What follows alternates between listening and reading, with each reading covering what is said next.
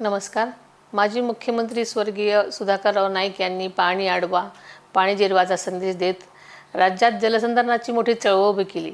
त्यांच्या या कार्याला अभिवादन करण्यासाठी 21 ऑगस्ट हा दिवस आपण जलसंधारण दिन म्हणून साजरा करत आहोत। या निमित्तानं राज्यामध्ये 15 ते 21 ऑगस्ट दरम्यान जलसंधारण सप्ताह आणि 15 ऑगस्ट 2026 ते 26 जानेवारी 2027 या काळामध्ये व्यापक जलसंधारण अभियान राबवलं जाणार आहे। या अभियानांच्या अंतर्गत शाळा आणि महाविद्यालयामध्ये विशेष जनजागृती उपक्रम घेतले जातील। 21 ऑगस्ट रोजी प्रत्येक जिल्ह्यात 3 किलोमीटरची महावॉकॅथॉन वॉक फॉर वॉटर आयोजित केलेली आहे।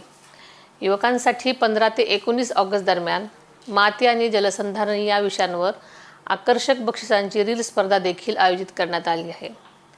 माती आणि पाणी ही केवळ निसर्गाची संपत्ती नसून आपल्या पुढच्या पिढीचं भविष्य आहे।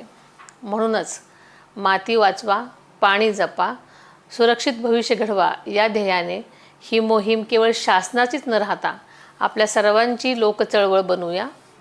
सर्व नागरिक, महिला, युवक आणि विद्यार्थ्यांनी वॉकॅथॉन आणि रील स्पर्धेमध्ये मोठ्या संख्येने सहभागी व्हावं असं मी आवाहन करते। धन्यवाद।